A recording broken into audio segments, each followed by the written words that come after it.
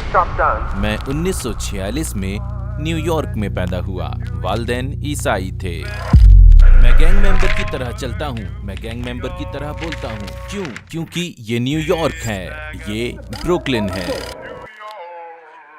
Malcolm x को कत्ल कर दिया गया। उन्हें 10 गोलियां मारी गई। वो बहुत सर्द सुबह थी। सड़कों पर हजारों लोग मैल्कम को सुनने और देखने के लिए बेताब थे। मैं और 2-3 और लोग छत पर थे। फिर उनकी सिक्योरिटी ने हमें छत पर देखा और हमें नीचे आने को कहा। उस वक्त ये सब कुछ हुआ था।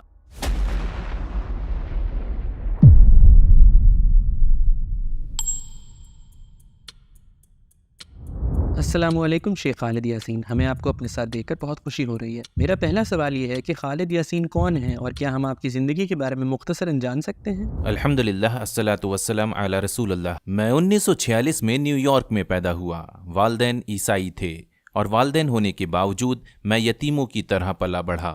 मैंने 1965 में एक बेहद मुअज़्ज़ज़ शख्सियत शेख दाऊद अहमद फैसल के ज़रिए इस्लाम कबूल किया। 1965 वही साल है जब मैल्कम एक्स को कत्ल किया गया था। उन्हें फरवरी में कत्ल किया गया और मैं अक्टूबर में मुसलमान हुआ था। ईमान के लिहाज से आपकी ज़िंदगी कैसी थी? आपका किस पर ईमान था? असल में ईसाई मतलब मैं जिन फोस्टर होम्स में था, इनमें से हर एक ईसाइयत के मुख्तलिफ अकायद रखता था। गोया वहाँ मेथोडिस्ट, एपिस्कोपेलियन, बैप्टिस्ट का एक बुफे था। मेरा इन सबसे वास्ता पड़ा जब मैं 16 साल का था। तो फिर मैं मिलिट्री सर्विस में चला गया और 2.5 साल एयरफोर्स में रहा। जब मैं मिलिट्री सर्विस में था तो वहाँ कैथोलिक मजहब अक्सरियत में था। वहाँ मुझे पादरी के पास जाकर बात करने का एक मौका मिला, क्योंकि मेरा ख्याल था कि पादरी ही वो शख्स है जो आपकी रहनुमाई कर सकता है। फिर मुझे इसमें मुतजाद बातें नजर आईं। मैंने कैथोलिक मजहब को अपनाने की कोशिश की,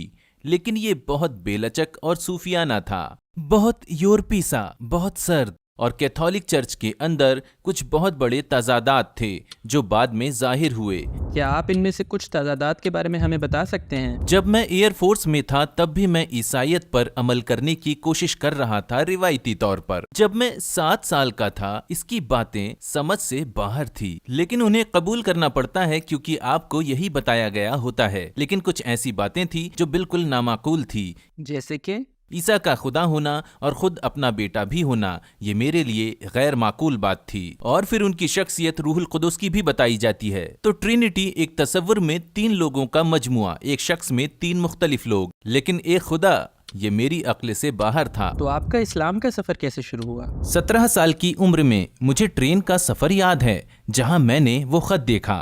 वो न्यूयॉर्क टाइम्स था और न्यूयॉर्क टाइम्स ने एक पूरे सफ़े का इश्तिहार दिया था। ये उन्होंने मक्का से मैल्कम का खत शाया किया था। मुझे इस खत को पढ़ना याद है और इस खत में मैल्कम ने कुछ बातें बयान की थी। इसने कुछ अल्फाज इस्तेमाल किए जैसे मक्का, पैगंबर मोहम्मद सल्लल्लाहु अलैहि वसल्लम, काबा और कुरान, हज, अरफात का नाम लिया। उन्होंने इस खत में 5-6 ऐसी चीजों के नाम लिए जो मैंने पहले कभी नहीं सुनी थी। उस वक्त हमारे पास सोशल मीडिया तो था नहीं, ताहम उस वक्त मैं उन चंद खुशकिस्मत नौजवानों में से एक था जिनके पास एनसाइक्लोपीडिया ब्रिटानिका का एक सेट मौजूद था। मैं एनसाइक्लोपीडिया पर गया और ये अल्फाज तलाश किए। मुझे जवाब मिल गया। मैंने ये अल्फाज पहले कभी नहीं देखे थे। जब इन अल्फाज का मतलब पता चला तो मुझे समझ आया कि मैल्कम वहाँ क्यों चले गए थे और वो अपनी कार रिवर्स क्यों ना कर सके। तो आप इनसे काफ़ी मुतासिर थे। क्या आपकी मैल्कम एक्स से मुलाकात हुई थी? मैंने नेशन ऑफ इस्लाम का जायजा लेना शुरू किया जिससे वो उभरे थे। मैं उनके अल्फाज और मक्का के सफ़र का जायजा लेने लगा और उनके कत्ल से कुछ अरसा पहले मुझे हार्लेम में उनकी एक तकरीर सुनने का मौका मिला था। वो बहुत सर्द सुबह थी। शायद वो होटल थेरिसा से खिताब कर रहे थे जो अब वहाँ नहीं है। मैं भी इस मजमे में मौजूद था। सड़कों पर हजारों लोग मैल्कम को सुनने और देखने के लिए बेताब थे। हमने उन्हें देखा, हम आए। मैं और 2-3 और लोग छत पर थे। फिर उनकी सिक्योरिटी ने हमें छत पर देखा और नीचे आने को कहा। हम नीचे आ गए। हम बहुत ठंडे हो रहे थे। उसने हमें बुलाया اور ہم نے ہاتھ ملائے۔ میرے لیے وہ وقت بہت ہی یادگار تھا۔ اس وقت یہ سب کچھ ہوا تھا۔ میلکم بہت جوشیلا تھا۔ وہ ایک ایسی شخصیت تھا جسے افریقی امریکیوں نے کبھی نہیں دیکھا تھا، لیکن میلکم نے اسلام قبول کیا۔ انہیں فروری 1965 میں قتل کر دیا گیا۔ میں 17 یا 18 سال کا تھا۔ انہیں فروری میں قتل کیا گیا اور میں اکتوبر میں مسلمان ہوا۔ آپ نے کلمہ کیسے پڑھا؟ میرا ایک دوست تھا زکریا رشید، اللہ اس پر رحم کرے۔ میں اس کے والد سے ملا تھا۔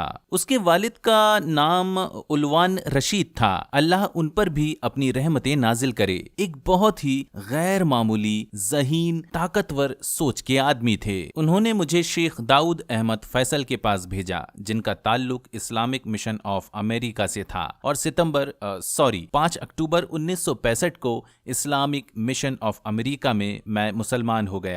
میں کبھی نیشن آف اسلام کی طرف نہیں گیا۔ میں نے براہ راست اسلام قبول کر لیا اور پھر میں نے اپنی اسلامی، آپ کہہ سکتے ہیں اسلامی ترقی کا سفر شروع کیا۔ اس کا آغاز اکتوبر میں ہوا۔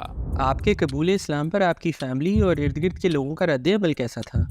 جہاں تک میرے والد کا تعلق ہے، میں 22 سال کی عمر تک اپنے والد سے نہیں ملا تھا، اور ملاقات کے بعد وہ شاید میری 27 سال کی عمر میں انتقال کر گئے، لہٰذا میں ان کے انتقال تک انہیں نہیں جانتا تھا۔ پھر میں نے انہیں دفنایا۔ میری خوش قسمتی تھی کہ انتقال سے پہلے میرے ان کے ساتھ تعلقات خوشگوار تھے، اور انہوں نے مجھے مسلمانوں کی طرح غسل دینے اور دفنانے کو کہا تھا۔ انہوں نے مجھے غسل دینے کو کہا تھا کیونکہ میں اس وقت امام تھا، اور میری بہن نے انہیں بتایا تھا کہ جب ہماری کمیونٹی میں کوئی مر جاتا ہے تو آخری رسومات میرے ذمے ہوتی ہے، میں ہی غسل دینے اور دفنانے کا ذمہ دار ہوتا ہوں۔ کاش کہ وہ اسلام قبول کر لیتے، لیکن شاید انہوں نے اپنے انداز میں کر لیا تھا، کیونکہ ہماری کئی مرتبہ گفتگو ہوئی تھی، اور میری والدہ کبھی اسلام میں رکاوٹ نہیں بنی۔ انہوں نے مجھے کہا کہ بیٹا، اگر تم اس طرز زندگی پر ایمان رکھتے ہو اور اس طرح اچھے انسان بن سکتے ہو تو اپنا لو، لیکن اندھے فالوور نہ بننا۔ انہوں نے مجھے یہ بات کہی تھی۔ میری والدہ زندہ تھیں، انہوں نے اپنی وفات سے 11 سال پہلے اسلام قبول کر لیا تھا، جبکہ میرے بہن بھائیوں کے مختلف رد عمل تھے، لیکن وقت کے ساتھ ساتھ خدا کے حکم سے، میں اسے اپنی خوبی یا بڑائی نہیں کہوں گا، بالآخر میں ایک طرح سے اپنی فیملی کا کاؤنسلر بن گیا۔ تو آج اسلام سے مجھے جو کچھ ملا، عمومی طور پر اس سے میں ان کی رہنمائی کر رہا ہوں، خواہ وہ میری بات نہ مانے، لیکن اخلاقی طور پر میں فیملی کا رہنما بن گیا، اور آج میرے خاندان میں تقریباً 151 مسلمان ہیں۔ یہ واقعی بہت بڑی تعداد ہے۔ ان میں سے کس کا قبول اسلام آپ کے لیے سب سے اسپیشل تھا؟ میری والدہ کا قبول اسلام ایسا تھا کہ اگر 70,000 یا 75,000 بھی ہوتے تو وہ میری والدہ کے برابر نہیں ہوتے، اور مزے کی بات یہ ہے کہ میری والدہ کو کلمہ پڑھانے والا میں نہیں تھا۔ میری والدہ شاید 25-30 سال سے مجھے فالو کر رہی تھی، مجھے مدد اور ریسپیکٹ دے رہی تھی۔ یہ میری صومالی بیوی تھی جو ان کو کلمہ پڑھانے کا ذریعہ بنی۔ میری صومالی بیوی زیادہ انگلش نہیں بول سکتی تھی، میری والدہ کے ساتھ اس کا حسن سلوک ہی وجہ بنا تھا۔ میری والدہ نے مجھے بتایا کہ ایک دن وہ چرچ جانا چاہتی تھی، انہیں معلوم نہیں تھا کہ چرچ کہاں ہے، تو آمینہ نے کہا امی میں آپ کو چرچ لے جاؤں گی۔ والدہ نے کہا تم مجھے چرچ لے جاؤ گی؟ آمینہ انہیں گاڑی میں چرچ لے گئی۔ جب وہ وہاں پہنچے تو میری والدہ نے آمینہ سے کہا کیا تم کار میں باہر ہی میرا انتظار کرو گی؟ آمینہ نے کہا نہیں امی، میں آپ کے ساتھ چرچ میں آؤں گی۔ آمینہ صومالی لڑکیوں کی طرح پورے حجاب میں تھی، وہ چرچ میں آخر تک ان کے ساتھ بیٹھی اور پھر واپس انہیں گھر لے آئی۔ میری والدہ نے مجھے بتایا کہ یہ ان کے لیے بہت اثر انگیز تجربہ تھا کہ یہ صومالی لڑکی جو پورے حجاب میں ہے، میری والدہ نے اس سے پوچھا تھا کہ کیا تمہیں اس کی اجازت ہے؟ آمینہ نے ان سے کہا امی یہ چرچ ہے اور میں آپ کے ساتھ بیٹھی ہوں، اگر یہ کچھ غلط کہیں گے تو میں استغفر اللہ کہوں گی، اگر کچھ اچھا کہیں گے تو میں کہوں گی الحمدللہ۔ یہ اس کی سادہ سی دلیل تھی جو میری ماں کو بھا گئی، جس کے ساتھ اس کا رویہ حقیقی ماں کی طرح تھا۔ یہ وہ بھرپور تجربہ تھا جس کی بدولت میری والدہ نے آسانی سے کلمہ پڑھ لیا۔ جب میں یورپ سے آیا تو آمینہ میری والدہ کے ساتھ دروازے پر بیٹھی تھی، وہ پہلے ہی انہیں کلمہ پڑھا چکی تھی۔ کیا یہ سچ ہے کہ آپ گینگ ممبر تھے؟ نہیں، میں کبھی گینگ کا حصہ نہیں رہا۔ پہلی بات یہ کہ میں مڈل کلاس گھروں میں پلا بڑھا، میں غریب اقلیتی بستیوں کا باشندہ نہیں تھا۔ میں جن فوسٹر ہومز میں رہا تھا وہ مڈل کلاس عیسائی گھر تھے، لہٰذا اپنی نوجوانی میں کسی گینگ کا حصہ نہیں تھا، اور حتیٰ کہ میں 18 سال کی عمر میں مسلمان ہو گیا، میرا گینگ ممبر بننے کا سوال ہی پیدا نہیں ہوتا تھا۔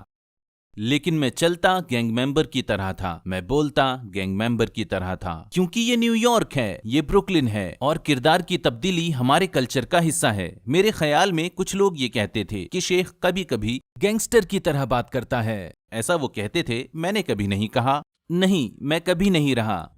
کیا ہمیں کوئی ایسا واقعہ بتا سکتے ہیں جو آپ بھلا نہ پائے ہوں؟ مجھے یاد ہے کہ ایک مرتبہ مجھے چرچز کے ایک گروپ میں دعوت دی گئی تھی، اور مجھے اس لیے بلایا گیا تھا کہ میں نے ایک تقریر کی تھی جس کا عنوان تھا عیسیٰ اللہ کے ایک نبی، اور انہیں یہ جاننے میں بڑی دلچسپی تھی کہ ہم نے یہ تصور کیسے اپنایا کہ عیسیٰ اللہ کے نبی ہیں۔ اس چرچ میں تقریباً 600 لوگ تھے۔ میں نے ان سے 3 گھنٹے بات کی، اور پادری یا چرچ کا ممبر محسوس کرنے لگا کہ شاید میں اس کے اجتماع کو بہت زیادہ متاثر کر رہا ہوں، تو اس نے مداخلت کی اور کہا، ہم اپنے پروگرام کے اختتام پر پہنچ گئے ہیں۔ تو کچھ لوگوں نے کہا، نہیں نہیں نہیں، ان کی بات مکمل نہیں ہوئی ہے، تو اس نے ہمیں نیچے بھیج دیا۔ زیادہ تر لوگ چلے گئے، شاید 200 کے قریب رہ گئے، اور ہم نے مزید بات کی۔ اس اختتامی بات چیت میں نے اللہ کی توحید، عیسیٰ علیہ السلام کی امتیازی حیثیت، محمد صلی اللہ علیہ وسلم کے بارے میں بات کی، اسلام اور مقدس صحیفے کے درمیان، اسی طرح محمد صلی اللہ علیہ وسلم اور حضرت عیسیٰ علیہ السلام کے درمیان موجود ایک جیسی خصوصیات بیان کرتا رہا۔ پھر میں نے ان سے پوچھا کہ جو کچھ آپ نے سنا، کیا آپ گواہی دیتے ہیں کہ اللہ تعالیٰ کے سوا کوئی بھی عبادت کے لائق نہیں ہے؟ اور ان میں سے کم از کم 80 نے کہا کہ ہاں۔ جب میں نے ان سے پیغمبر محمد صلی اللہ علیہ وسلم کے بارے میں پوچھا تو انہوں نے کہا ہاں۔ میں نے ان سے کہا، آپ سب مسلمان ہو گئے ہیں۔ انہیں حیرت کا جھٹکا لگا، ہم کیسے مسلمان ہو سکتے ہیں؟ ہم تو عیسائی ہیں۔ دراصل آپ جبرن عیسائی ہیں، لیکن تصدیق کے لحاظ سے آپ مسلمان ہو گئے ہیں۔ اب آپ اس مسئلے کو کیسے حل کرتے ہیں، یہ میری ذمہ داری نہیں۔ اس واقعے کو ہی دیکھیں اس دعوت نامے میں انہوں نے کیا رویہ اپنایا۔ انہوں نے اپنے چرچ میں ایسا رد عمل دیا، یہ سب کچھ ہوا اور میں اس کا گواہ ہوں۔ اسی واقعے کو پوری دنیا پر رکھ کر سوچیں، اگر مسلمان عیسائیوں کے ساتھ اسی طرح رابطہ رکھتے اور ہم عیسائیوں کے ساتھ ایسا ہی رویہ اپناتے جیسا انہوں نے میرے ساتھ اپنایا، تو میرے خیال سے حالات بہت مختلف ہوتے۔ پیغمبر محمد صلی اللہ علیہ وسلم کے بارے میں کون سی بات نے آپ کو سب سے زیادہ متاثر کیا؟ یہ حقیقت کہ پیغمبر صلی اللہ علیہ وسلم کو اللہ کی طرف سے عیش و عشرت کی زندگی گزارنے نہیں دی گئی، انہیں آرام کا کوئی موقع نہیں ملا۔ اگر آپ ان 13 سالوں میں حضور صلی اللہ علیہ وسلم کی سیرت اور تمام غزوات، لڑائیاں اور وہ معاہدے جو انہوں نے لکھے یا جن کا پیغام جبرائیل علیہ السلام لے کر آئے، اور بہت سے معاملات، اگر آپ ان کی زندگی کو دیکھیں تو وہ بالکل نان اسٹاپ تھی، اور یہ بالکل ناقابل یقین ہے کہ یہ مسلسل سرگرمیاں کسی ایسے شخص کی ذمہ داری ہے جسے پیغام بھی پہنچانا ہے، لوگوں کو منظم بھی کرنا ہے، ایک جج کا کردار، ایک سالس کا کردار نبھانا ہے، لوگوں کو انسپائر کرنا ہے، علم سکھانا ہے، جو جنگجو بھی ہیں، سپہ سالار بھی ہیں، حکمران بھی ہیں، شوہر بھی ہیں، دوست بھی ہیں۔ انہوں نے یہ سب کیسے کیا؟ صرف وحی کی وجہ سے، خدا کے حکم کی بدولت۔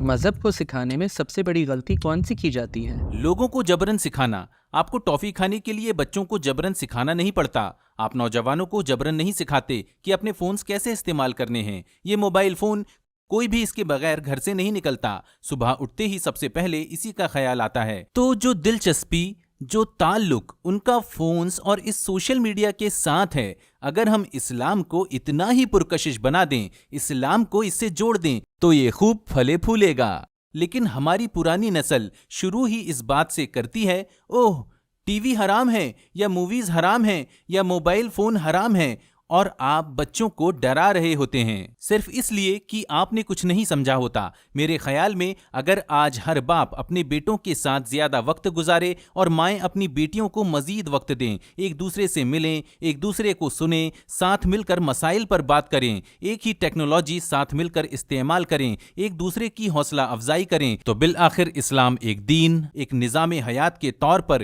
ٹیکنالوجی کا حصہ بن جائے گا۔ یہ صنعتی رجحان کا حصہ بن جائے گا۔ اسلام ہر جگہ موجود رہے گا، یہ کوئی علیحدہ چیز نہیں ہوگی۔ اگر آپ کو دنیا کے تمام غیر مسلموں سے بات کرنے کا موقع ملے تو آپ انہیں کیا کہنا چاہیں گے؟